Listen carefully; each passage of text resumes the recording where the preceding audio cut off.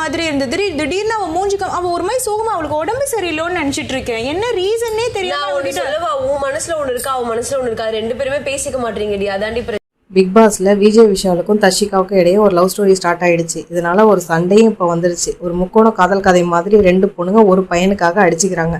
யாருன்னு பார்த்தா அன்ஷிதாவும் தர்ஷிகாவும் தான் விஜய் விஷாலுக்காக அடிச்சுக்கிறாங்க. ஆனால் வெளியில் என்னன்னா, நான் சொன்னதை நீ கேட்காம போயிட்ட அப்படின்னு சொல்லி மூஞ்ச தூக்கி வச்சுருக்காங்க அன்ஷிதா.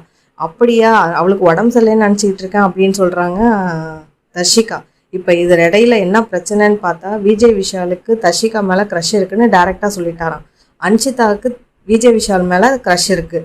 அன்ஷிதா வந்து அந்த பாய்ஸ் இதுக்கு போன 1 வீக் போனதுலேருந்தே வந்து விஜய் விஷாலோட க்ளோஸாக பழக ஆரம்பிச்சிட்டா. அது வந்து தர்ஷிகாவுக்கு பிடிக்க மாட்டேங்குது. தர்ஷிகா விஜய் விஷால் மேலே ஊட்டி விடுறது இந்த மாதிரிலாம் பண்ணுறது அன்ஷிதாவுக்கு பிடிக்க மாட்டேங்குது.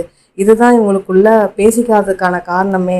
இந்த 2 பேரும் நல்லா பேசிக்கிட்டு இருந்தவங்க திடீர்னு வந்து நீ பேசுறியா நான் பேசுறியாங்கிற லெவலுக்கு வந்ததே காரணம் விஜய் விஷால் தான். இது மாதிரி ஒரு பையனுக்காக அடிச்சுக்கிறது நல்லாவா இருக்குது அப்படின்னு பவித்ராவும் ஆர்ஜே ஆனந்தியும் பேசிக்கிட்டு இருக்காங்க. ஆர்ஜே ஆனந்தி இதை நம்ம சொல்ல முடியாது, ஆனால் வந்து இதனால சண்டை வந்துடக்கூடாதுன்னு தான் நான் நினச்சேன், அது கடைசியில் நடந்துக்கிட்டு இருக்குது அப்படின்னு அவங்க 2 பேரும் பேசிகிட்டு இருக்காங்க.